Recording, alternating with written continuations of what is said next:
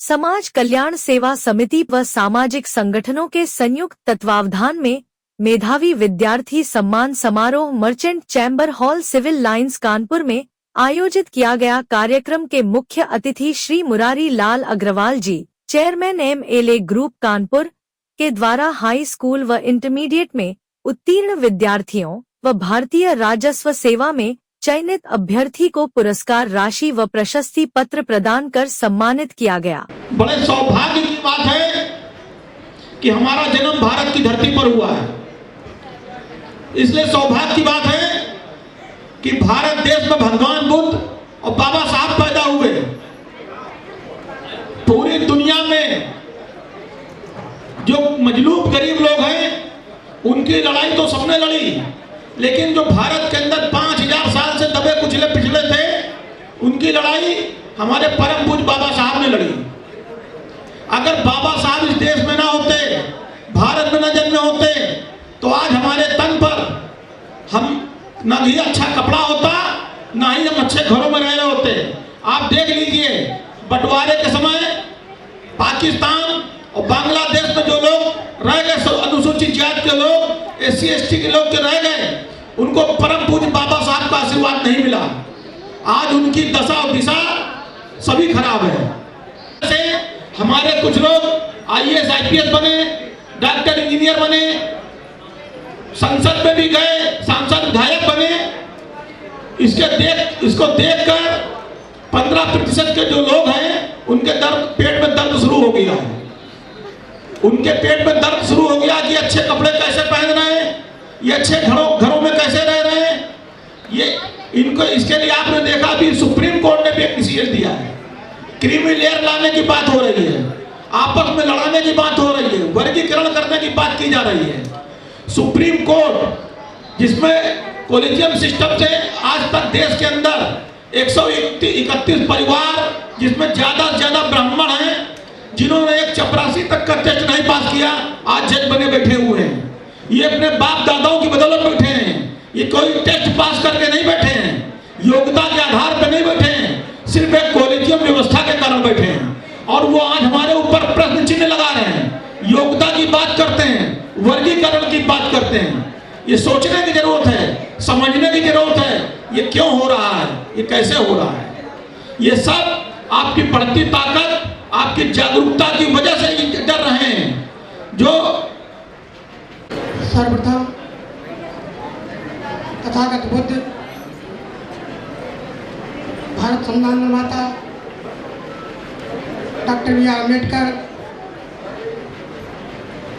तथा भारत के सम्मानीय सभी एवं सम्मानित मंच सभागार में बैठे हुए हमारे सभी वरिष्ठ एवं कनिष्ठ साथियों, बच्चे और बच्चियों, आज मेधावी विद्यार्थी सम्मान समारोह में हम सभी लोग एकत्रित हुए हैं। जो बच्चे मेधावी हैं उनको सम्मानित किया जाएगा। सम्मान के साथ उनके लिए मैं आशीर्वाद बस देता हुआ कह रहा हूँ, सभ्यो विभ्यन्ति सभ्य रोगो विसन्ति माते भवन्तरायो सुखी दीर्घायु भव। सभ्यो विभ्यन्ति सभ्य रोगो विसन्ति माते भवन्तरायो सुखी दीर्घायु भव। भवतु सब मंगलम रक्षन्तु सब देवता सब बुद्धि भावे सदा सोक्ति भवन्तु ते। भवतु सब मंगलम रक्षन्तु सब देवता सब भावे सदा सोक्ति भवन्ते।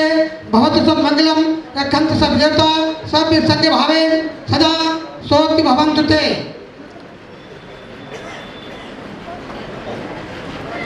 हमारे बीच जो हमारे मेधावी छात्र हैं, मैं उनके भविष्य की, उज्जवल भविष्य की कामना करता हूं और वो अपने जीवन में सुखी और दीर्घायु को प्राप्त करें। उन्हें किसी भी प्रकार की कोई भी परेशानी ना हो, ऐसी कामना करता हुआ मैं पुनः सभी लोगों को सब मंगलम भवतु, रक्षन्तु सब देवता, सब मंगलम भवतु, रक्षन्तु सब देवता, सब मंगलम भवतु, रक्षन्तु सब देवता। साधु साधु साधु। श्री भानु प्रताप सिंह जो IRS हैं, उनके कर कमलों द्वारा किया जा रहा है।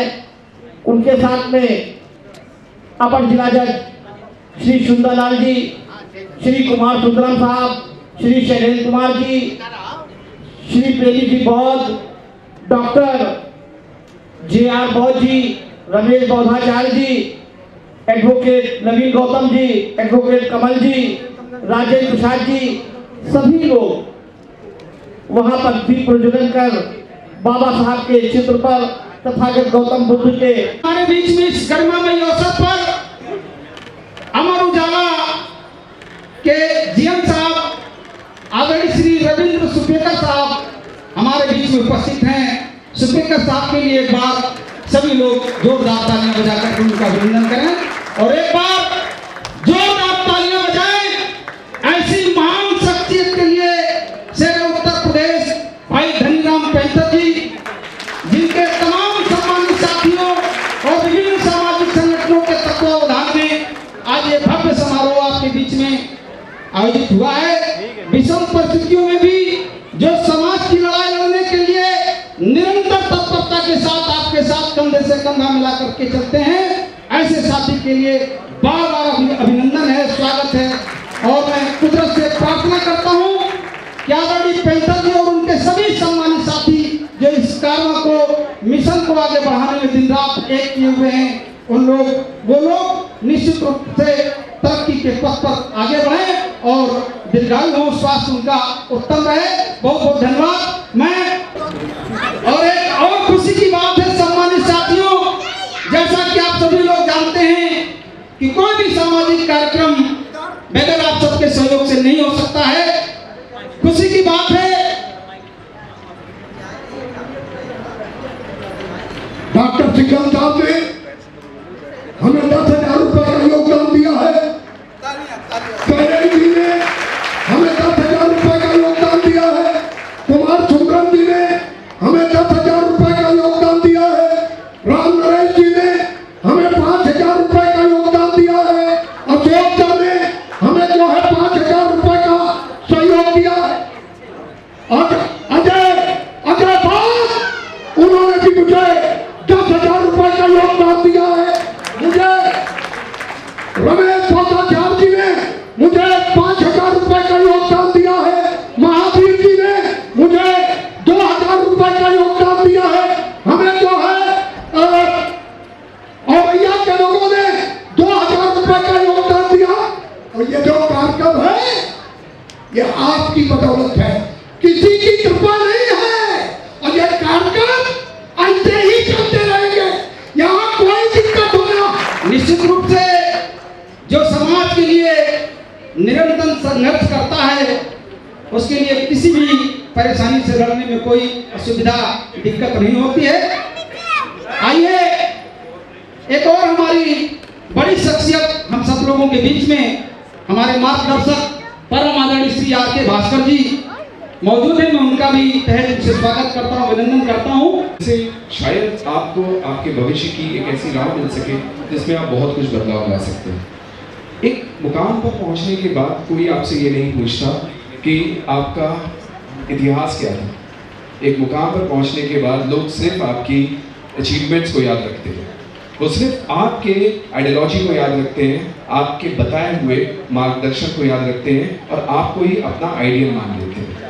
आप क्या हैं, क्या करना चाहते हैं और क्या भविष्य में करेंगे, ये सिर्फ एक बात पर निर्भर करता है कि आपकी बुनियाद कितनी मजबूत है।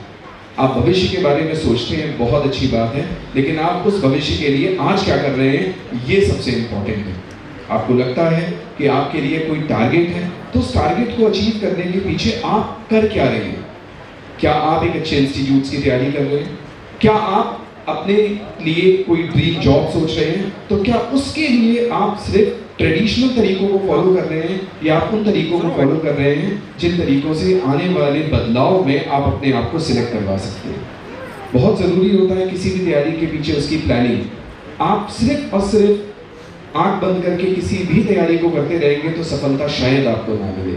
लेकिन अगर आपको ये पता चल जाए कि इस सफलता के पीछे की प्लानिंग क्या है और यहाँ पर सफल होने के लिए जो लोग उस पेपर को बना रहे हैं या वहाँ तक हमें पहुँचना है, तो उसके पीछे के हमारे स्टेप्स क्या हैं, तो आप सबसे पहले पहला कदम रखिए, फिर दूसरा, फिर तीसरा, धीरे धीरे आप उसके करीब पहुँच जाएंगे और अपने लिए टाइमलाइन जरूर डिसाइड करिए। वो टाइमलाइन ज़रूरी नहीं होता कि किसी को सफलता एक ही बार के अटेम्प्ट में मिल गई तो आपको लगता है कि मुझे नहीं मिल सकती। टाइमलाइन सबके लिए डिसाइडेड है। अगर किसी को फर्स्ट अटेम्प्ट में मिलती है तो किसी को लास्ट अटेम्प्ट में मिलती है, तो इसका मतलब ये नहीं होता कि हम अपना प्रयास करना छोड़ दें। तो मैं बस आपसे अपनी बात को यही विराम दूंगा, क्योंकि बहुत सारे इंटरेक्शन लोग यहाँ बैठे हुए हैं और जो आपको बहुत सारे टिप्स देंगे जिनसे आपके भविष्य के लिए बहुत सारे लाइक सफलता के फॉर्मूलेज आपके पास आज पहुँच जाएंगे।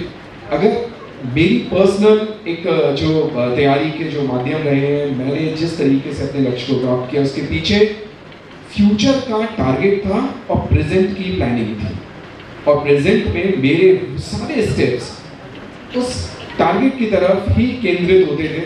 भटकाव नहीं होता था, चाहे वो सोशल मीडिया हो, चाहे वो इंटरनेट के थ्रू कोई भी मिलने वाली इंफॉर्मेशन हो, जितने भी नेगेटिव थॉट्स हो या आसपास के लोग बोलने वाले जितने भी हो कि नहीं ये बहुत कठिन है, मेरा टारगेट सिर्फ एक सीट पर रहता था। अगर वो सीट है तो वो मेरे लिए। ये तो बात होगी जब आप गवर्नमेंट के जॉब्स की बात करते हैं, लेकिन मुझे उससे सबसे ज़्यादा इंपॉर्टेंट लगता है वो सेक्टर जिस सेक्टर में आप हज़ारों लोगों को नौकरियां दे सकते हैं। आप अगर एक जॉब करते हैं तो अपने लिए करते हैं, लेकिन अगर आपने एक इस्टेब्लिशमेंट कर दिया, अगर आपके माध्यम से किसी एक ऐसी ऑर्गेनाइजेशन की नींव रखी गई जिसमें आप हज़ारों लोगों को नौकरी दे सकते हैं, तो मुझे लगता है कि वो चीज़ सबसे बड़ी होती है। बस इन्हीं शब्दों के साथ मैं अपनी वाणी को विराम देता हूँ और उम्मीद करता हूँ कि ये प्रोग्राम ऐसे ही चलते रहेंगे और एक टाइम ऐसा आएगा कि यहाँ पर सरकारी नौकरियों की बात कम होगी और यहाँ पर उन लोगों के टाइटल्स इस तरीके से डिसाइड होंगे। नंबर 1, इन्होंने 5000 नौकरियाँ समाज को दी। नंबर 2, इन्होंने 10,000 नौकरियाँ समाज को दी। वो मुझे लगता है समाज का असली बदलाव है। बहुत बहुत धन्यवाद सर। बहुत बहुत धन्यवाद सर को। आदरणीय शैलेंद्र कुमार जी कुछ कहना चाहते हैं? धन्यवाद राधेश्याम जी। हमारे बीच में आज के युवा और हमारे बच्चों के लिए प्रेरणा IRS जिनका रैंक 619 है, भानु प्रताप सिंह जी आए और बच्चों को अपना अनुभव। आप सभी का बहुत बहुत धन्यवाद। और यहाँ पर जितने भी लोग मंच में उपस्थित हैं मेरा उनको प्रणाम है, आप सभी वरिष्ठों को। और मैं 2023 की परीक्षा में UPSC की परीक्षा में 619वां स्थान मुझे मिला है और अभी मुझे IRS कस्टम्स एंड GST मिला है। तो मैं यहाँ पर जो ये कार्यक्रम जो लोगों ने इस कार्यक्रम का आयोजन किया है, सबसे पहले उनका बहुत बहुत शुक्रगुजार हूँ, क्योंकि बच्चों को इस तरीके के कार्यक्रम के माध्यम से उनमें आत्मविश्वास जगाना और उन्हें नई दिशा देना ये बहुत ज़रूरी है। मैं अपनी जर्नी के बारे में थोड़ा सा बताना चाहूँगा जिससे आप लोगों को कुछ चीज़ें मिल सकें और आगे क्या करना चाहिए उसके बारे में 1-2 पॉइंट बताना चाहूँगा। सबसे पहले तो मैं ये बता दूँ कि मैं अपने स्कूलिंग के टाइम पर बिल्कुल भी अच्छा विद्यार्थी नहीं था। मेरा 10वीं में 48% नंबर है। तो अगर किसी के नंबर बहुत कम आए हैं तो आप उसको तनाव बिल्कुल मत लीजिए कि ये नंबर आपका भविष्य नहीं निर्धारित करेंगे। और इसके बाद मेरे 12वीं में केवल 57% नंबर है और मेरा ग्रेजुएशन 50% नंबर है। इसके बाद जो 12वीं और ग्रेजुएशन के बीच में 2 साल की मेरी पढ़ाई भी ब्रेक है। और आज मैंने इस देश का जो सबसे कठिन एग्जाम है उसको पास किया। तो कोई भी बच्चा अगर उसका परफॉर्मेंस कम है तो नंबर आपके भविष्य को कभी निर्धारित नहीं करेंगे। और यहाँ उपस्थित जो माता पिता हैं उनसे भी मैं कहना चाहूँगा कि अपने बच्चों पर इतना दबाव न डालें कि उनकी परीक्षा में कैसे नंबर आ रहे हैं। और बच्चों के लिए मेरा जो संदेश है, मैं अपना वो जल्दी से बताना चाहूँगा। सबसे पहला जो चीज़ है वो है आत्ममंथन। आप लगातार आत्ममंथन करें कि आपकी क्या क्या कमजोरियां हैं और क्या क्या आपकी स्ट्रेंथ है, मजबूती है, ताकि आप अपनी मजबूती का सदुपयोग करें और जो कमियां हैं उन पर काम कर सकें। जैसे कि किसी बच्चे को पढ़ने के बाद किताब में जो पॉइंट्स हैं उनको याद रखने में दिक्कत होती है, तो उस पर वो काम करेगा।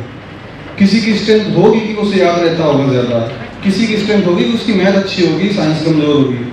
तो इस तरीके से अपनी कमियों और जो मजबूती है, स्ट्रॉन्ग चीज़ें हैं, उनको बहुत अच्छे से समझे। उसको कहते हैं स्वॉट एनालिसिस, स्ट्रेंथ, वीकनेस, अपॉर्चुनिटीज और थ्रेट्स। अपना एक स्वॉट एनालिसिस मैप बना के रखें कि ये मेरी मजबूती है, ये मेरी कमियां हैं, इन पर मुझे काम करना है। तो इसके माध्यम से आप लगातार आत्ममंथन करेंगे। और दूसरा है आत्मविश्वास। अपने ऊपर हमेशा आत्मविश्वास रखो। मैं जो कुछ भी हूँ अपने आत्मविश्वास की वजह से हूँ। जब मैंने सोचा था कि मैं ये परीक्षा दूंगा, इस देश की सबसे कठिन परीक्षा है, और मैंने यहाँ के साधारण स्कूलों से पढ़ाई की और मेरे नंबर बहुत कम है, और इस परीक्षा में IIT IIM से पास हुए बच्चे कॉम्पिट करते हैं, तो ये सोचना बहुत मुश्किल था कि मैं इस एग्ज़ाम को पास कर पाऊँगा। लेकिन आत्मविश्वास जो चीज़ थी वो मुझे लगातार खड़ा किए हुए थी, और मेरा जो मुझसे जो हार्ड वर्क कठिन परिश्रम था वो मुझसे करवा रही थी। तो आपको आत्मविश्वास रखना है बहुत अच्छा है। और तीसरा है अपने निश्चय पर बहुत अच्छा, जो आपका लक्ष्य है उस पर बहुत अच्छा काम करो। इतना मेहनत करो कि उस लक्ष्य को आप पा सको। तो कुछ चीज़ें ऐसी हैं जिन पर आपको लगातार काम करना है। और इसके अलावा आप जब भी कभी भी परेशान हो तो निश्चित तौर पर समाज में ऐसे लोग हैं आपकी जो मदद कर सकेंगे। जो भी लक्ष्य प्राप्ति में कोई भी समस्या हो तो आप निश्चिंत होकर के ऐसे लोगों से जरूर संपर्क करें। और मुझसे अगर आपको कोई भी बच्चों को किसी भी तरीके की ज़रूरत हो तो आप मुझसे भी लगातार संपर्क कर सकते हैं। मेरे गांव के जो ग्राम प्रधान जी हैं, आप उनके माध्यम से मुझसे संपर्क कर सकते हैं। मैं इस देश में कहीं भी मेरी पोस्टिंग होगी, लेकिन मैं आसपास के जो भी बच्चे हैं मैं उनके लिए निश्चित तौर पर काम करना चाहता हूँ और खड़ा रहूँगा इसके लिए। धन्यवाद। धन्यवाद भानु प्रताप जी। देखिए भानु प्रताप ने कितनी बेबाकी से वो चीजें बताई जो टॉप करने के बाद लोग छुपा जाते हैं, जो आगे के बढ़ जाने के बाद नहीं बताते हैं। साथियों, उन्होंने एक संदेश दिया है कि कोई भी बच्चा जो कमजोर भी हो वो अपने परिश्रम से, कठिन परिश्रम से लगातार अपने लक्ष्य को हासिल कर सकता है। उसको लगातार लक्ष्य पे अपने ध्यान केंद्रित रखना होगा और मेहनत करनी होगी। लेकिन हमारे जो बच्चे ये टॉप किए हैं, ये तो आगे ऑलरेडी खड़े हैं और लोगों से, इनको उस परिश्रम को और आगे बढ़ाना है और उन स्टैंडर्ड, उन मानकों को स्थापित करना है जैसे हमारे बाबा साहब ने स्थापित किया। बाबा साहब के बराबर आज तक दुनिया में कोई भी व्यक्ति पढ़ नहीं पाया। जिस बच्चे को पढ़ने को मौका नहीं मिला, जिस बच्चे को कक्षा से बाहर पढ़ने को बैठाया गया, उस बच्चे ने दुनिया की सबसे बड़ी degree DSc London school of economics से हासिल की, जो डिग्री आज तक पूरे भारत में आजादी के 77 साल बाद भी कोई भी व्यक्ति प्राप्त नहीं कर पाया। ये हमारे लिए गर्व की बात है। साथियों, जिस समय वो लंदन स्कूल ऑफ इकोनॉमिक्स से DSc हासिल की थी, उस समय कोलंबिया यूनिवर्सिटी से भी उन्होंने अर्थशास्त्र PhD कर रहे थे, एक साथ 2 डिग्री हासिल की। ये परम सौभाग्य की बात है। और साथियों, DSc की जो डिग्री है ये 8 साल का कोर्स है, उसको बाबा साहब ने 2.5 साल में पूरा किया था। ये परम सौभाग्य की बात है। इसलिए कहते हैं कि परीक्षा से कभी मत डरिए। आपके कठिन परिश्रम से आपको हर दीवार भाग सकते हैं जो आप चाहते हैं। जो बच्चे जिस क्षेत्र में भी काम करना चाहते हैं उस क्षेत्र में टॉप करें। जरूरी नहीं कि आप IAS IPS बन पाए, आप डॉक्टर इंजीनियर में बने। अगर बढ़े का काम भी करते हैं तो उसको भी टॉप करें। आप जो भी चीजें करते हैं उसको पूरे मनोयोग से करिए और उसका सर्वश्रेष्ठ स्थान हासिल करिए। धन्यवाद। इसी के साथ हमारे बीच में साजिशी, जिन्होंने तमाम जिनके पढ़ाए हुए बच्चे आज पूरी दुनिया में नाम रोशन कर रहे हैं, हम साजिश सबसे चाहेंगे कि अपना बच्चों को आशीष वचन दें। साजिश सर्वेश जी, बहुत बहुत शुक्रिया। स्टेज पर विराजमान हमारे सभी गणमान्य साथियों, खासतौर से हमारे बीच में जो हमारे नौजवान बच्चा जो आज हमारे समाज का गौरव है, हम सबके लिए बड़ी खुशी की बात है हमारे बीच में आज मौजूद है। ये मेरे लिए बहुत बड़े सौभाग्य की बात है, बहुत बड़े फख्र की बात है कि आज इस जलसे में हमारे दोस्त, हमारे छोटे भाई जनाब खलीना पेंथर साहब ने मुझे दोबारा मदऊ किया है। वाकई इस शख्स की हम जितनी भी तारीफ करके कम है। भगवान ने इनको जो अलौकिक शक्ति दी है, समाज के लिए जिस तरह के काम कर रहे हैं, हम सिर्फ यही कह सकते हैं भगवान इनको ऐसी अल्लाह इतनी लंबी उम्र दे कि इनका हौसला और इतना बढ़े कि समाज को बहुत आगे तक ले जाएं। बस मेरी यही दुआएं इनके साथ हैं। और हम सब जिस तरह से भी आप सब ये हौसला है इनके लिए जो आज ये इतने बड़े कार्य कर रहे हैं, इसमें आप सबका बहुत बड़ा योगदान है, जिसकी वजह से ये निरंतर आगे बढ़ते जा रहे हैं। और मुझे उम्मीद है कि जो भगवान ने इनको आयु दी है, इसमें चरम सीमा तक पहुंचते पहुंचते ये समाज को पता नहीं कहां लेकर जाएंगे। दोस्तों, एक बात आज मुझे बहुत अच्छी याद आ रही है। बाबा साहब भीमराव अंबेडकर जी ने ये श्लोक दिया था, जो शिक्षित है वही विकसित है, जो समाज शिक्षित है वही विकसित है। और बाबा साहब ने जिस तरह से कहा था कि शिक्षा शेरनी का दूध है, जो इसको पिएगा वही दहाड़ेगा। आज मैं जो यहाँ पर समा देख रहा हूँ, जो ये बच्चों को देख रहा हूँ, ये मेरे प्यारे प्यारे बच्चे, होनहार बच्चे जो आज हमारे बीच में बैठे हैं और अपने बारी का इंतजार कर रहे हैं, बाबा साहब के सपनों को साकार कर रहे हैं। आज उनको, उनकी आत्मा को सुखी शांति मिलती होगी कि हमने जो सपना देखा था, हमने जिसका आह्वान किया था, आज जो हमारे समाज के अंदर वो चीजें ऊंचाई की तरफ जा रही हैं। और एक वो दिन आएगा कि हमारा समाज, जिसको कुछ लोग ऊंची जात के लोग दूसरी निगाहों से देखते हैं, ये देश को चलाने वाला समाज बनेगा। ये प्यारे प्यारे बच्चे, मेधावी बच्चे, आज जिनको यहाँ पर बुलाकर उनको सम्मानित किया जा रहा है, मैं उनके माता पिता को बधाई देना चाहता हूँ कि आपने अपने बच्चों को इतनी अच्छी संगत दी, जिसकी वजह से आज आपके बच्चे इस मकाम पर पहुंचे हैं, जो आज अपना सम्मान लेने के लिए आपके बीच में मौजूद हो। आखिरी बात में एक बात और करना चाहूंगा कि दोस्तों, एक बहुत बड़ी वबा आज हमारे बीच में चल रही है, मोबाइल। जिस मोबाइल की वजह से आज हमारा एक बहुत बड़ा तबका बच्चों का, नौजवानों का बर्बादी की तरफ जा रहा है। कोशिश करें हमारे बच्चे कि इस मोबाइल को जबरदस्ती यूज ना करें। ये तो या जरूरत की चीज है या कारोबार से जुड़ी हुई चीज है। हमारे बच्चों को इस मोबाइल की कोई जरूरत नहीं है। आपको बहुत आगे बढ़ना है। जिस तरह से एक घोड़ा जो चलता है, उसके दोनों तरफ कानों की तरफ एक पट्टा लगाया जाता है कि तुम्हारी मंजिल सिर्फ सामने है। इसी तरह से आप अपनी मंजिल को सामने रखें ताकि आप देश का भविष्य में बाबा साहब के सपनों को साकार करें। बस इन्हीं बातों के साथ मैं अपनी बात समाप्त करता हूँ। बहुत बहुत शुक्रिया, धन्यवाद। सबका बड़ा आशीर्वाद और सहयोग रहता है हम सभी लोगों के साथ में। इसी कड़ी में मैं आदरपूर्वक निवेदन करता हूँ आदरणीय आप विमल साहब से, हमारे बीच में आए हैं, शिक्षाविद हैं, शिक्षक हैं, निश्चित रूप से उनका भी मार्गदर्शन हम सबके लिए पथ प्रदर्शक का काम करेगा। मैं निवेदन करता हूँ आदरणीय आप विमल साहब आए और हम सबको संबोधित करने का कष्ट करें। नमो बुद्धाय, जय भीम।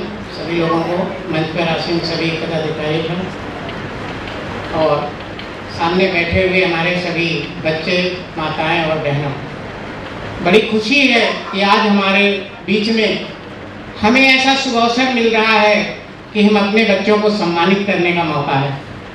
मैं सबसे पहले आप लोगों को, बच्चों को एक चीज़ कहना चाहता हूँ कि सबसे पहले तो हमें ये ध्यान रखना है, फेल एक शब्द होता है, फेल।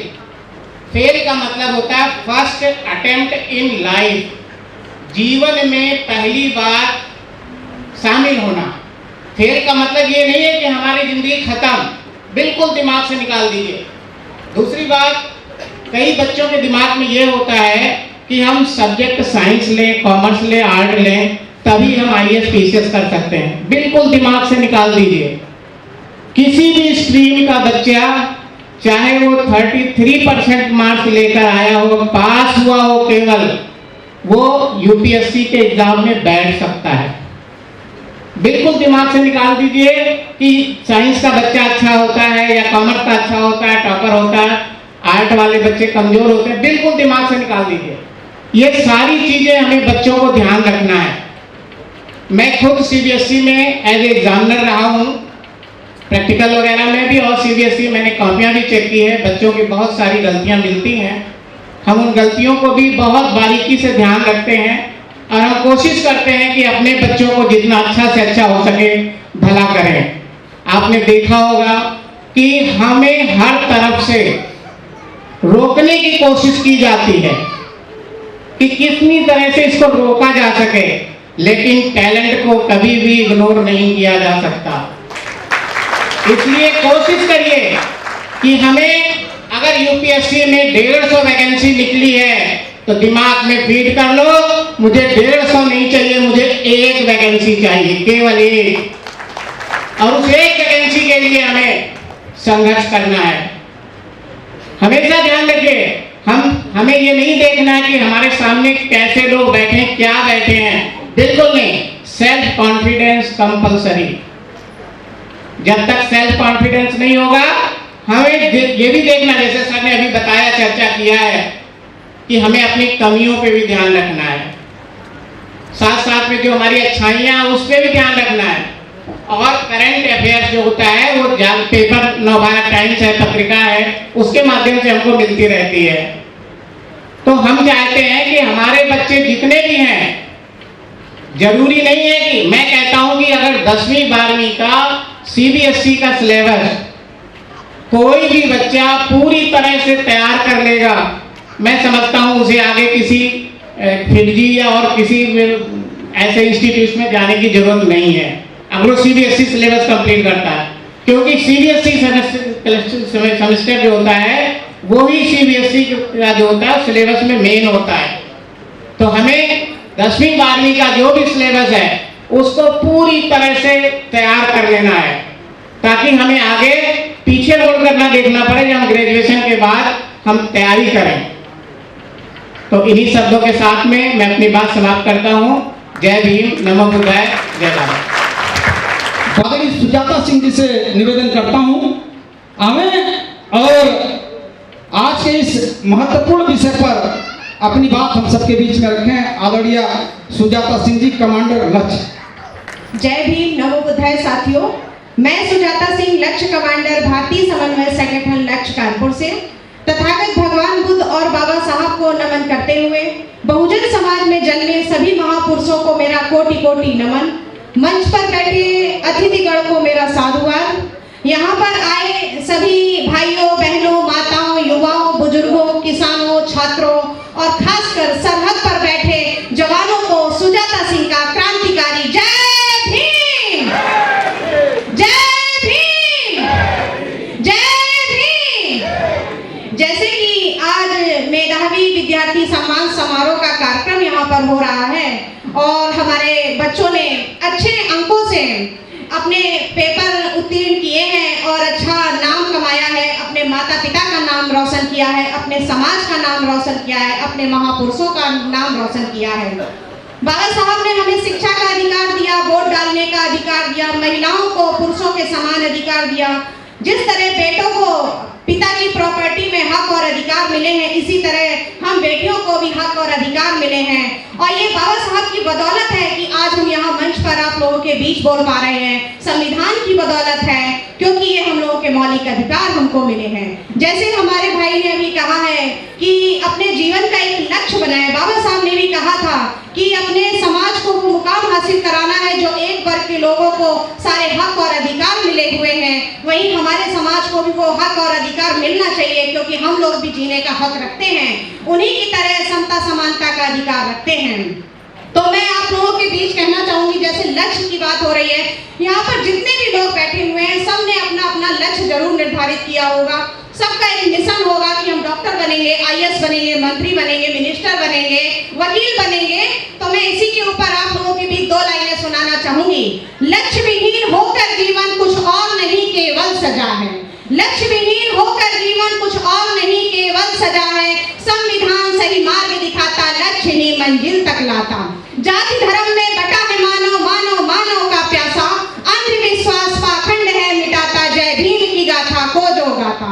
ज्ञान के दिए से हर घर रोशन हो जाता, लक्ष्य की है यही अभिलाषा। आतंकवाद है बढ़ रहा, शोषित मानव सिसक रहा, लक्ष्य को हथियार बनाकर जो जाति धर्म से लड़ रहा। लोकतंत्र जर्जर हुआ, तुच्छ दिखता विपक्ष है, कोई जोर नहीं कोई तोड़ नहीं, मजबूत ऐसा पक्ष हो। लक्ष्य विहीन होकर जीवन कुछ और नहीं केवल सजा है। मैं ये कहना चाहूंगी, यहाँ पर जितने भी लोग हैं, मैं अपने बच्चों को पढ़ाएं लिखाएं, उच्च पदों पर बैठाएं, और जब हमारे समाज के बच्चे जब छोटे से लेकर के उच्च पदों पर पहुंचते हैं तो मैं कहती हूँ कि वह अपने गांव गलियों में पलट कर जरूर देखें। हमारे आने वाले जो बच्चे हैं, पढ़ रहे हैं, तो वो उनको प्रेरणा का विषय है। वो उनसे कुछ सीखते हैं कि हम भी इनकी जैसा पढ़ें और आगे बढ़ें। और जो समाज के जो अच्छे पदों पर बैठे हुए हैं, तो मैं उनसे हाथ जोड़कर निवेदन करती हूँ कि जब वो अपनी कुर्सियों पर बैठते हैं तो पलट कर अपने भाई बंधुओं का भी हाथ पकड़ कर चले, क्योंकि जरूरत पड़ने पर उनको तन मन धन से, मन वचन कर्म से उनका साथ दें, क्योंकि आप लोगों से हम लोगों को बहुत उम्मीदें हैं हमारे समाज को। कहते हैं, मैं अपनी दो बातें और कहना चाहूंगी। जैसे संविधान है, क्योंकि संविधान सुरक्षित रखने के लिए बात चल रही है, कहीं संविधान के साथ छेड़छाड़ हो रही है, तो मैं इस पर भी दो लाइनें बोलना चाहूंगी। तन के उजले मन के काले बहक गया इंसान है, आज हमारे देश का जो जला रहे संविधान है। जानवर से इंसान बनाया, समता का अधिकार दिलाया, इस ग्रंथ ने दिया अधिकारों को बढ़ावा, समाज में भाईचारे का पैमाना बढ़ाया। हमने न्याय व्यवस्था सौंपी, तुमने फर्क व्यवस्था कर दी। देश के दलालों ने थाली खाली है, गंगा भी मैली कर डाली है। संविधान कोई फर्क न करता, सबको यहाँ न्याय दिलाता, रक्षक जब भक्षक बन जाता, गुंडों के घर न्याय सो जाता। मेरा वह चोटिल व छल विकसित समाज है। धन्यवाद। मंच पर आसीन हमारे सम्मानित सामने बैठे हमारे मेधावी छात्र एवं उनके माता पिता, उनको बहुत बहुत धन्यवाद, साधुवाद। मुझे बहुत खुशी है इतनी बड़ी संख्या में हमारे अपने, वो भी मेधावी, वो भी मतलब टापो टाप में। हमको मुश्किल से अपने जीवन में, मैं भास्कर जी ने बताया, मैं भी बता देता हूँ, 85 में हाई स्कूल मैंने पास किया था, तो टोटल 85 छात्र थे, क्योंकि 85 में से ओनली 3 छात्र पास हुए, 3 में से मैं भी था, लेकिन बाई द वे सब 3rd डिवीजन थे, हम भी 3rd डिवीजन थे। आज मुझे बड़ी खुशी हो रही है, और कोई सुनने को भी नहीं मिलता था मुझे एरिया में कि कोई हमारे वर्ग में से या किसी में से कोई आया। मुश्किल से बहुत ज़्यादा मिल गया, तो 60%, वो भी एरिया में हो रही, वो 60% आया, फर्स्ट क्लास आया। लेकिन हमें तो आप देखने को मिल रहा है 85+, 90+, तो बहुत बहुत खुशी हो रही है। बहुत बहुत धन्यवाद हो रहा है, मुझे बहुत खुशी हो रही है। और भास्कर जी ने, मुझे लग रहा है, बहुत कुछ मंत्र दिया, वो IRS बने, उन्होंने बहुत कुछ बता दिया है, आप लोगों ने सुना भी, और आप मंथन भी करें और उसका जरूर जरूर पालन करें। आप लोग पालन करेंगे तो मुझे लगता है कि मुझे अपार खुशी इसलिए होगी कि हमने इतना थोड़ा सा कर पाया, हमने इतना थोड़ा सा कर पाया कि आप लोग यहाँ तक आ गए, और आप लोग इतने मिल करके कुछ भी कर लेंगे तो शायद समाज हमारा कहाँ चला जाएगा, ये मुझे बड़ी खुशी होगी। और मैं एक ही चीज का ऐलान कर रहा हूँ आपको सभी को, जितने भी मेधावी छात्र हैं या उनके माता पिता छात्र, अगर किसी को पढ़ाई के लिए, उच्च पढ़ाई के लिए किसी को भी पैसे की जरूरत है, तो हमारा नंबर नोट कर लीजिए, 822 104 8666, 822 104 8666। उच्च शिक्षा लेने के लिए, कितनी भी बड़ी शिक्षा ले ले, हम आपको पैसा उपलब्ध कराएंगे, ये मेरी जिम्मेदारी होगी। बाकी आप लोग समाज कहाँ से कहाँ ले जाएं, क्योंकि मुझे खुशी, मैं 3rd डिवीजन ला करके आप लोगों को इतने मौजूदगी में देख करके मुझे बड़ी अपार खुशी हो रही। 90+ वाले हैं, 85 भास्कर जी भी हैं। पिछले बार में हमारा भतीजा सुरेश चौधरी हुआ था, वो SDM है इस समय मिर्जापुर में। अब की बार मुझे और मिले, जो लोग भास्कर जी भी मिले, मेरी भतीजी भी एक दीपिका गौतम है, उनको भी IAS मिला, 550 रैंक है, उनको भी IAS मिला, वो आना था उनको, भाई दबे आ नहीं पाए क्योंकि उनकी आंखों में डॉक्टर ने कुछ इस तरीके से दवा डाल दी, उनको आंखों में बहुत ज़्यादा दिक्कत है, नहीं आज वो भी उपस्थित होती आपके सामने। बाकी सभी से बहुत बहुत धन्यवाद, और आप लोगों से यही विनती है कि पढ़ाई करें, सिर्फ एजुकेशन, जितनी भी अच्छी एजुकेशन होगी उतनी भी अच्छी हमारी समाज होगी। Thank you. बहुत बहुत धन्यवाद आदरणीय गौतम साहब को। शिक्षा के बल पर तमाम ऊंचाइयों को छू रहा है हमारा समाज। मैं इसी कड़ी में मैं निवेदन करता हूं, हमारे बीच में मौजूद हैं पास्टर जितेंद्र सिंह जी, जिनका निरंतर सहयोग हर सामाजिक कार्यक्रमों में बढ़ चढ़ करके होता है। मैं पास्टर जितेंद्र सिंह जी का तहे दिल से अभिनंदन करता हूं, स्वागत करता हूं और आग्रह करता हूं कि कृपया आए और हम सबको संबोधित करने का कष्ट करें। पास्टर जितेंद्र सिंह जी।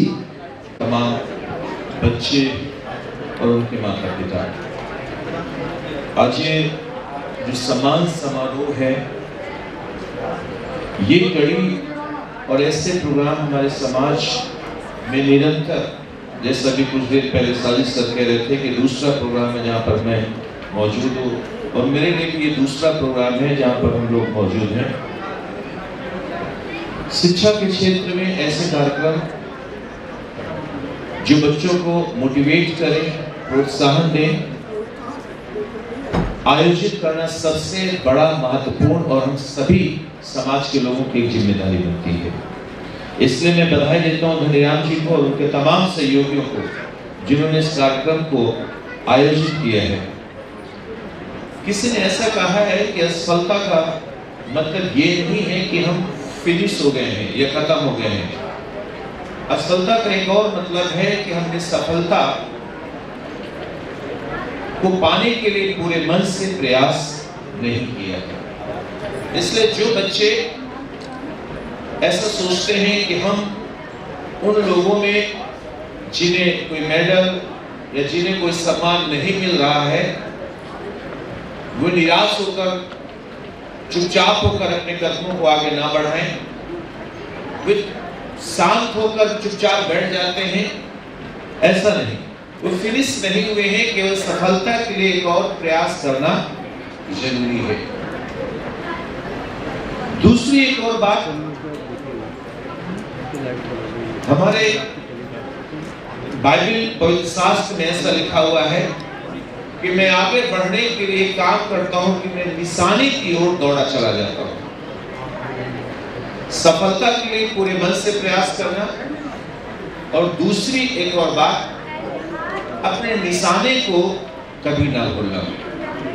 हम अपनी लाइफ में क्या बनना चाहते हैं, हम क्या सोचते हैं, हमारा उद्देश्य, हमारा मोटो क्या है, हम जो अचीव करना चाहते हैं, जो प्राप्त करना चाहते हैं, हमने अपने जीवन का कोई उद्देश्य कोई एक बनाया है कि नहीं बनाया है, या यूं ही हवा में यूं कहें मुक्के चलाने वाले हैं।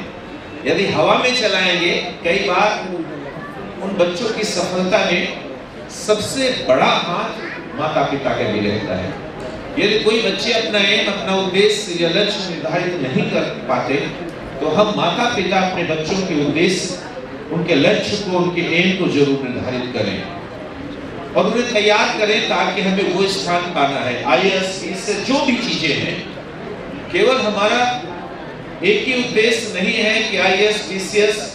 देखिए, बहुत से बच्चे पढ़ लिख कर, आज की राजनीति इतनी गंदी हो गई है, जो उच्च पदों पर बैठे हुए लोग हैं, आज उनकी मानसिकता इतनी दूषित हो गई है कि आपके समाज को या किसी भी समाज के बच्चों को जो पढ़ लिख कर उच्च पदों पर पहुंचना चाहते हैं, उन्हें वो वहां तक आज के जो पॉलिटिशियन है वहां पहुंचने देना चाहते नहीं हैं।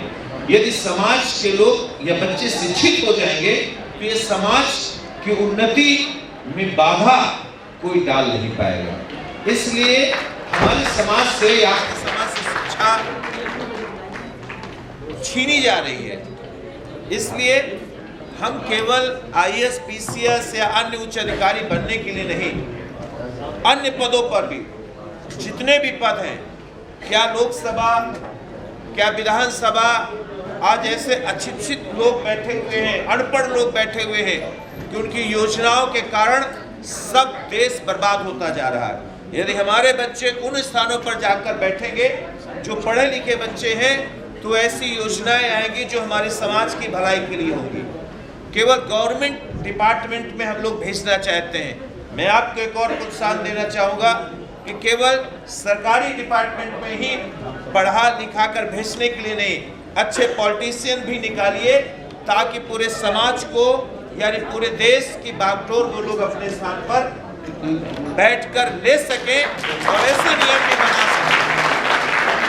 आज हमारे बच्चों का सबसे पहले मोटिवेट हम लोग क्या करते हैं, तुम्हें ये ऑफिसर बनना है, तुम्हें लेखपाल बनना है, तुम्हें ये बनना है, तुम्हें ये बनना है। मैं कहता हूँ जहाँ पर योजनाएं बनती हैं, जहाँ पर योजनाएं बनाई जाती हैं, उन स्थानों तक भी अपने बच्चों को पहुँचाएं ताकि योजनाएं हमारे समाज की भलाई के लिए बनाई जाए। जब हमारे बच्चे वहाँ पर बैठेंगे तो हमारी भलाई के लिए, हमारे समाज की भलाई के लिए काम करेंगे। सो मैं किसी बात पर या किसी एक बात पर पॉइंट नहीं कर रहा हूँ। मेरा मतलब ये है कि सब जगह, हर क्षेत्र में हमारे बच्चे होने चाहिए। हर क्षेत्र में कहीं भी हम अपने नजर उठाएं तो हमें पता चला हमारे बच्चे वहाँ पर भी हैं। कहीं पर भी हम जाएं तो हमारे लोग वहाँ पर भी होना चाहिए। तब ये पूरा समाज उन्नति पाएगा, मिलकर सब लोग उन्नति पाएंगे। Thank you.